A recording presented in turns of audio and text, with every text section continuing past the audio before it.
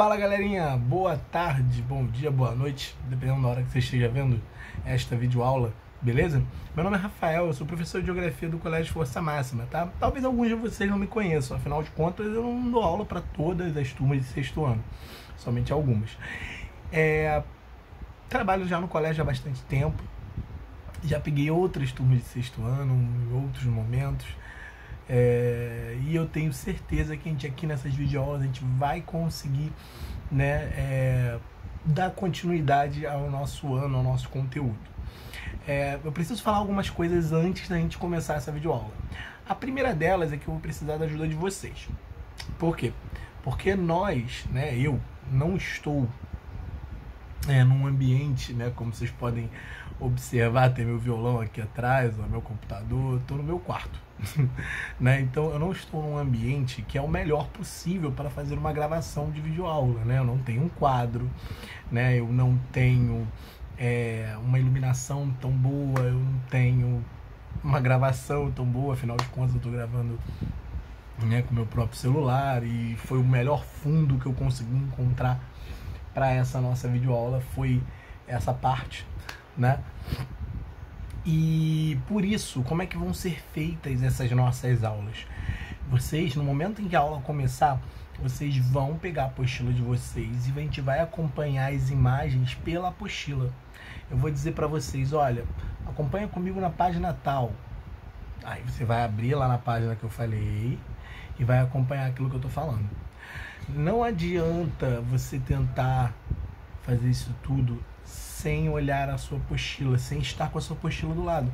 Afinal de contas, o sexto ano é uma turma que tem muita, mas muita coisa que precisa de imagem para você entender. E como eu disse para vocês, eu infelizmente não tenho quadro, não tenho um recurso muito adequado para fazer isso aqui, tá? Então vamos tentar da melhor maneira possível, né, conseguir passar essa matéria para vocês. Um segundo aviso muito importante. Nós aqui do Colégio Força Máxima fizemos o corte no módulo 4. Tá? Por quê? Porque cada turma, uma turma às vezes está mais adiantada que outra, às vezes uma pode estar no 4, no 5, no módulo 6 e por aí vai. Só que como eu estou gravando para a rede inteira, eu vou começar a partir do módulo 4.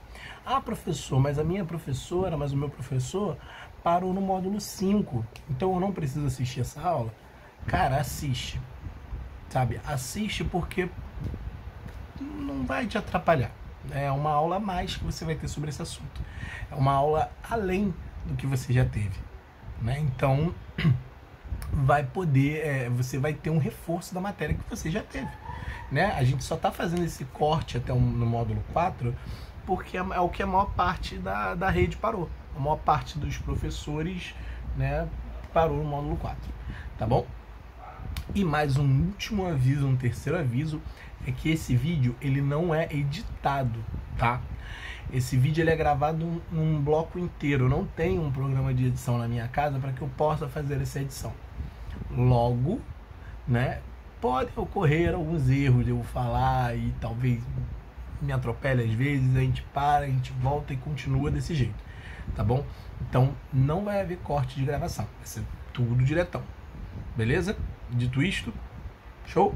Então vamos continuar aí. Galerinha, o primeiro módulo da apostila, o primeiro módulo que a gente vai falar, né, nesse período de aulas online, é o módulo sobre a Terra e seus movimentos. Eu tô aqui, às vezes eu vou estar olhando para lá, porque eu tô com a apostila de vocês aberta aqui no meu computador e tô vendo aqui a sequência do conteúdo na apostila, tá bom?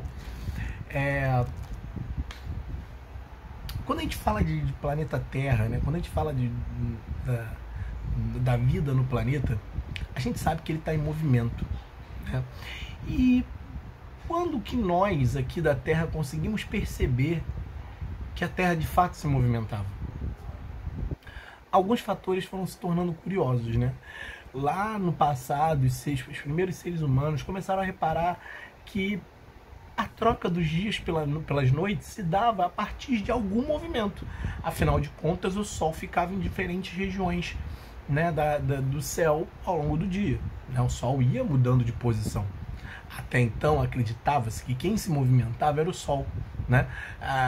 As primeiras teorias a respeito da movimentação dos astros, né, dos planetas, das estrelas, etc., davam conta que a Terra era o centro do universo e que tudo girava ao redor dela, né? Hoje a gente sabe que isso não é verdade. Hoje a gente sabe que, na realidade, o que gira são os planetas, né? Os planetas estão girando ao redor do Sol, né? Os planetas não estão parados, como se acreditava antigamente, como acreditava-se antigamente que a Terra era o centro do universo.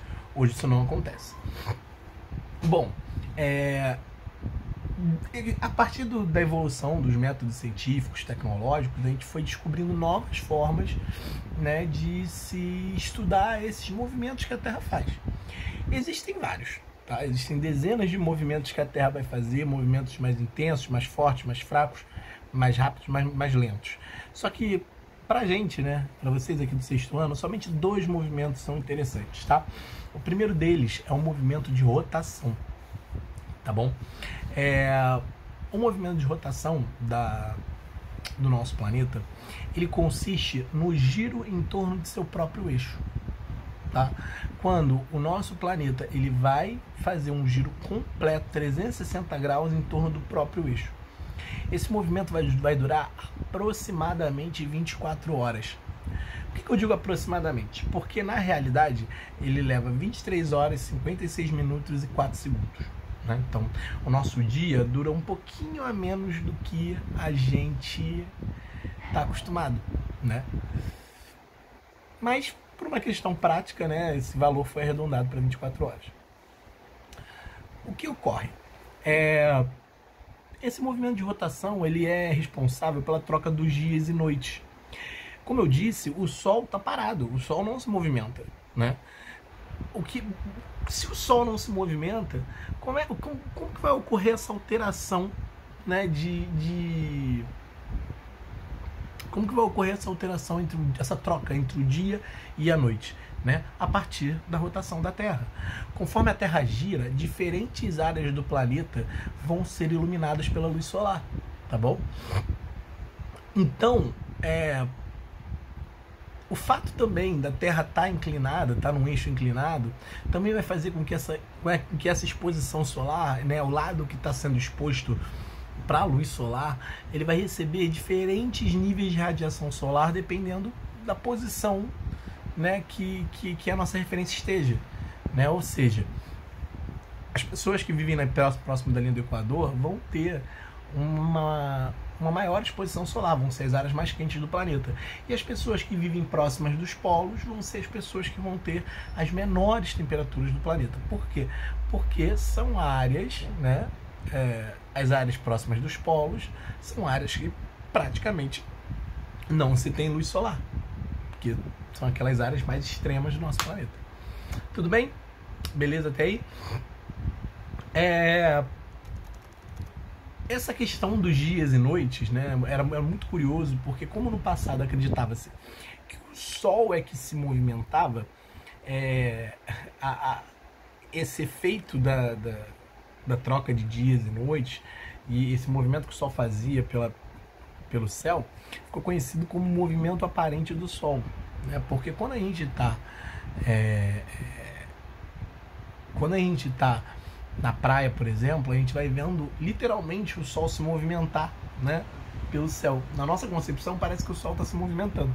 É por isso que esse movimento do Sol de nascer sempre a leste e se pôr a oeste, né, que é um movimento muito conhecido, ele é chamado de movimento aparente do Sol, tá bom? Beleza? Seguindo em frente aí para nossa apostila, a gente chega no próximo conteúdo que fala a respeito do porquê a Terra gira, né? Por que a Terra vai girar? Porque o que começou? Quem foi que puxou a cordinha desse peão para que esse peão começasse a girar e nunca mais parasse, né? Bom, na realidade, a Terra gira porque ela nunca parou de girar, né? Essa é a resposta que eu vou dar para você. Professor, mas como assim? Olha só, o nosso universo é uma região conhecida como vácuo. O vácuo são aquelas áreas que não tem ar, que não tem nenhum tipo de gás, nada. É literalmente o nada. Sabe quando você vai no mercado, né? Você e sua mãe vai no mercado, e aí você chega naquela seção de carne, aí tem umas carnes que geralmente são embaladas, né? Tem aquelas embalagens que elas ficam prensadas, assim, parece que elas estão grudadas no plástico, né? Então, essas são as embalagens a vácuo. É o quê? É quando você coloca aquela carne dentro daquele plástico numa máquina, e aquela máquina suga todo o ar daquele plástico e faz aquela carne embalada a vácuo. A mesma coisa acontece no nosso universo.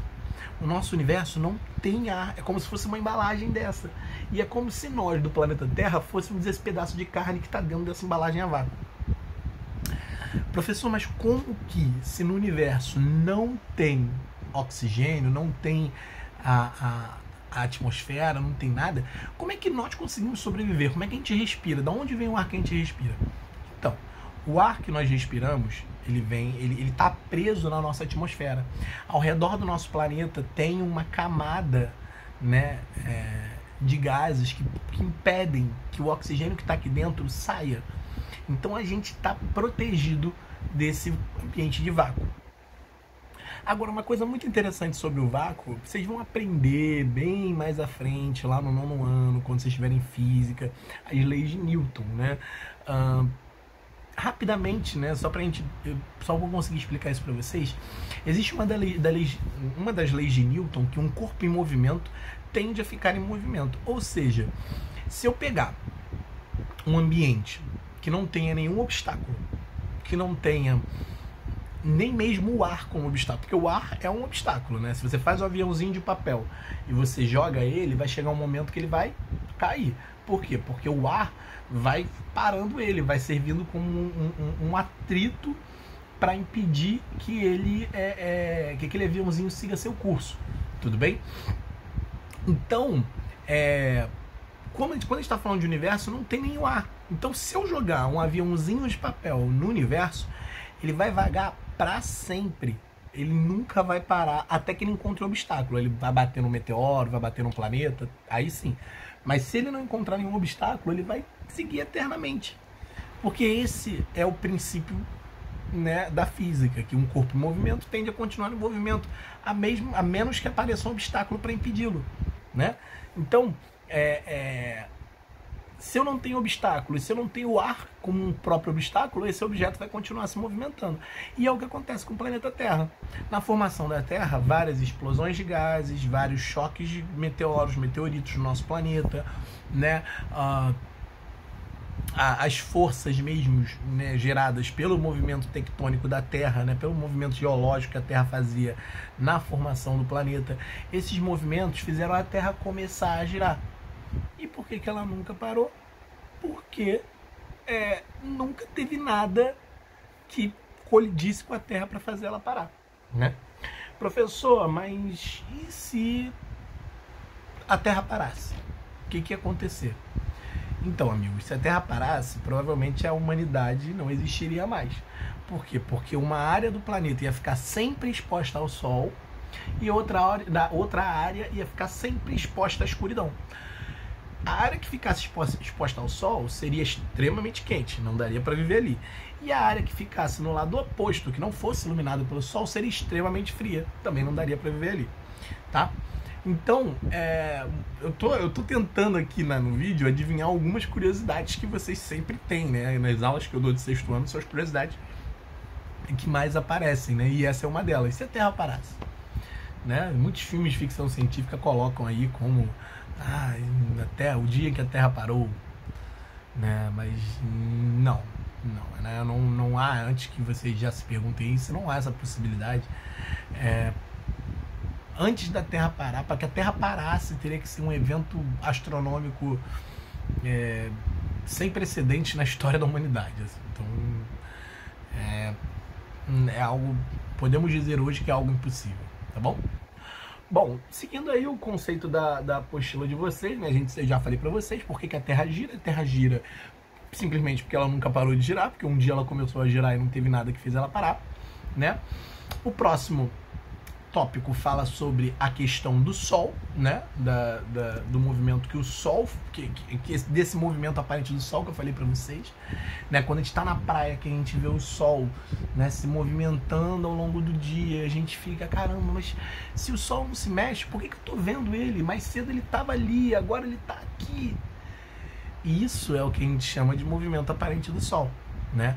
É aquele movimento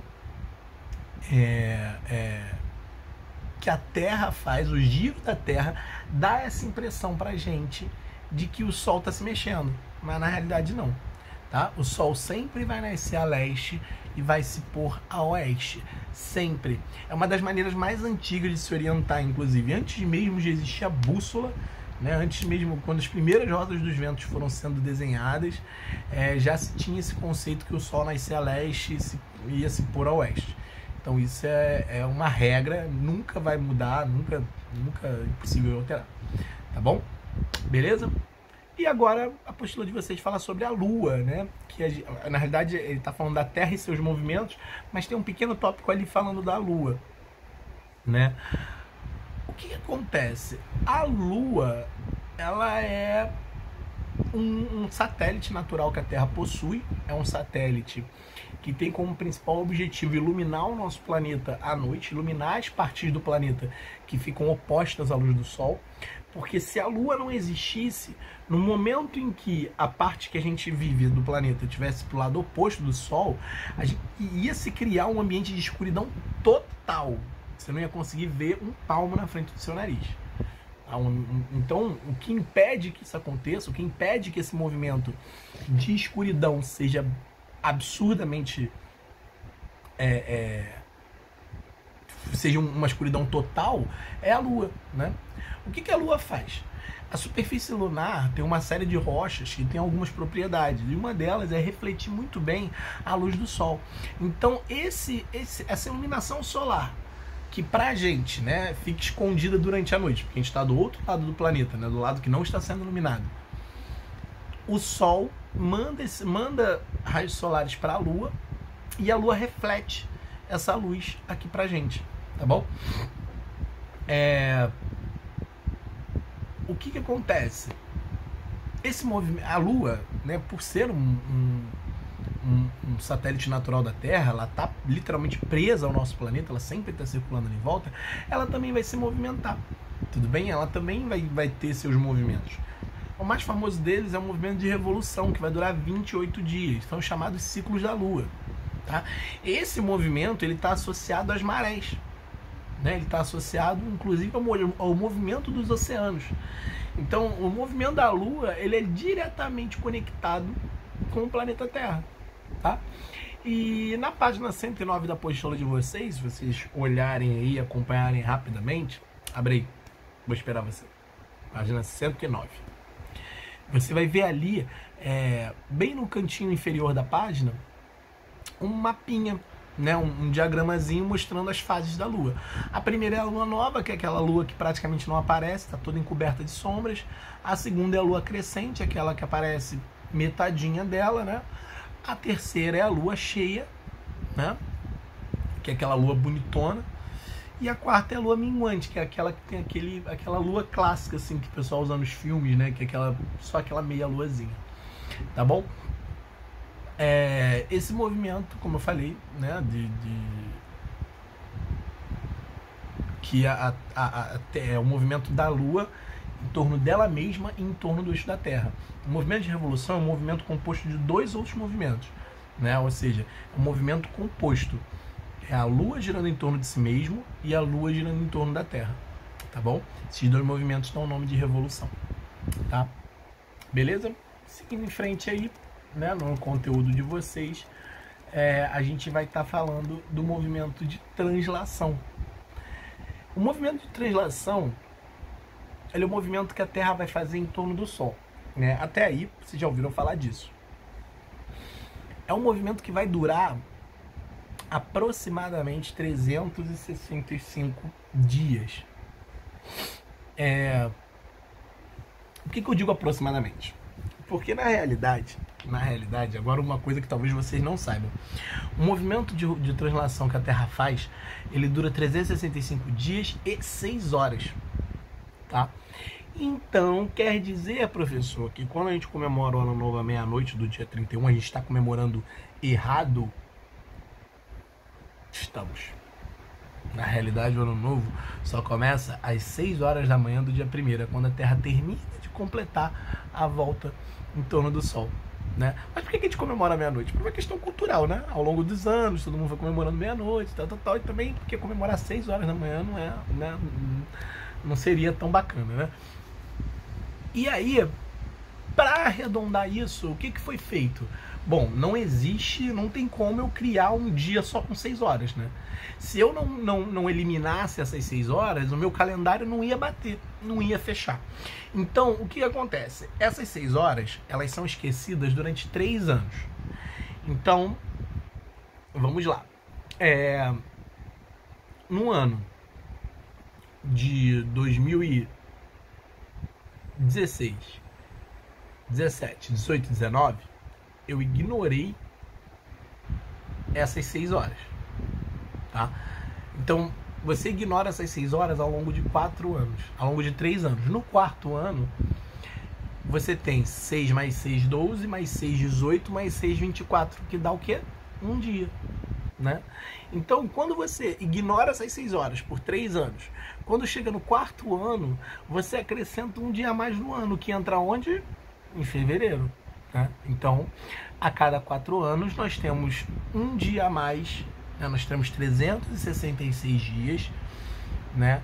Que vai ser incluído no mês, esse dia a mais vai ser incluído no mês de fevereiro, que são os chamados anos bissextos. Anos bissextos são os anos que tem esse diazinho a mais para compensar essas 6 horas que sobram, tá? Esse ano de 2020 foi um ano bissexto. Isso quer dizer o quê? Que 2019, 2018 e 2017 nós ignoramos essas 6 horas. Juntamos essas 3 mais as 6 horas de 2020, 24 horas mais um dia. 29 de fevereiro tá aí para isso. Tudo bem? Beleza? E por que em fevereiro? Porque fevereiro é o mês que tem menor número de dias, né? É o mês que tem menos dias no ano. Então, você tem que incluir um dia a mais, vamos incluir nesse mês aí que tem menos. Tá bom? Beleza? Esses 365 dias são divididos em 12 meses e, enfim, isso é uma questão de organização mesmo de tempo, né, que o ser humano criou para conseguir se organizar melhor aí ao longo do ano. Ok? Agora, a principal função do movimento de translação são as estações do ano. É o movimento, é a mudança das estações do ano. Galera, acompanha comigo aí na próxima página, na página 110, né? Pega aí, abre aí, página 110, vamos lá. Você já era para estar com a apostila aberta, hein? Tô de olho em você. Na página 110, você tem ali um mapinha que tem o Sol no meio e o movimento do planeta Terra em volta dele, tá? Quando a gente tem, né, esse movimento da Terra ao redor do Sol, existem muitas variáveis, né, que vão dizer em qual região vai ser qual estação do ano especificamente, tá? Olha só, nesse mapa aí que vocês estão vendo, existem 4 posições do nosso planeta. Observe o seguinte: existem os solstícios e os equinócios, ok? Os solstícios são os períodos em que eu vou ter ou a porção oriental ou a porção ocidental do planeta sendo iluminada pelo Sol. E os equinócios são quando eu vou ter ou o hemisfério sul ou o hemisfério norte sendo iluminados com maior intensidade pelo Sol. Porque se vocês pegarem aquele mapa, né, do sistema solar, você vai ver que o giro da Terra em torno do Sol não é perfeito. Ou seja, não é um círculo perfeito em volta do Sol. Existem momentos do ano em que a Terra fica um pouco mais distante do Sol do que em outros momentos, né? Então, essas mudanças vão causar essas estações do ano. Vamos lá, primeiro. Quando a gente fala de verão, né? Verão pra gente, né, aqui no Brasil é o quê? Dezembro, janeiro, fevereiro, início do ano, férias, viagem, todo mundo, né? Aquele solzão de 40 graus em janeiro matando todo mundo, né? Quando a gente fala de verão nos Estados Unidos, por exemplo, a gente está falando de julho, agosto, junho, é o meio do ano. Só que o meio do ano pra gente aqui é inverno. É por isso que muitos filmes americanos, quando você vai ver coisa de Natal, né, filme que envolve Natal, essas coisas,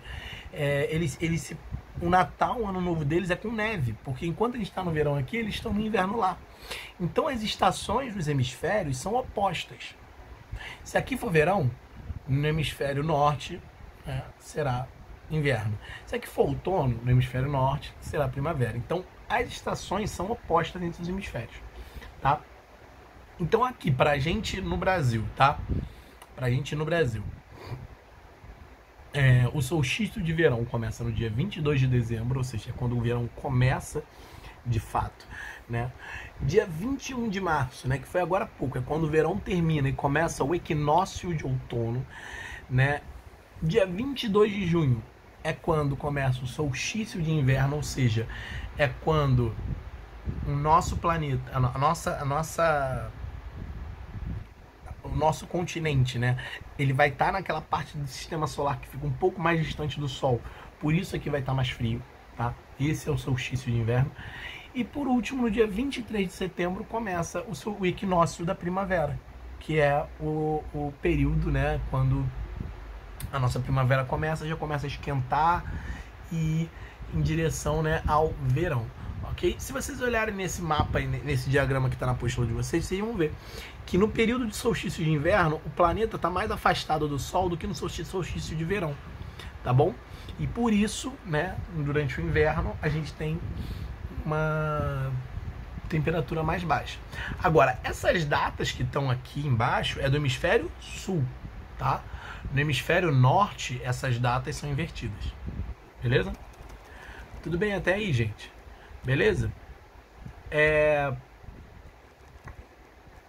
Seguindo em frente aí no nosso conteúdo, né? Depois a gente falar do movimento de translação, que é o movimento que a Terra está fazendo em torno do Sol, a gente vai falar das zonas térmicas, ok? Bom, vocês sabem que o nosso planeta, ele não é uma esfera perfeita, tá? Isso já deve ter sido falado para vocês em sala de aula. O nosso planeta, ele é uma esfera muito, mas muito imperfeita, né? Na realidade, a gente chama de geóide. O que é geóide? É uma forma redonda, né? Que tem diversas imperfeições, tá? Essas imperfeições do planeta Terra fazem com que você tenha diferentes níveis de radiação solar. E uma dessas imperfeições é que a Terra, ela não está girando, ela não gira num eixo reto, ela gira num eixo inclinado. Então, se a gente pegar o planeta Terra, ele vai estar girando assim, levemente inclinado.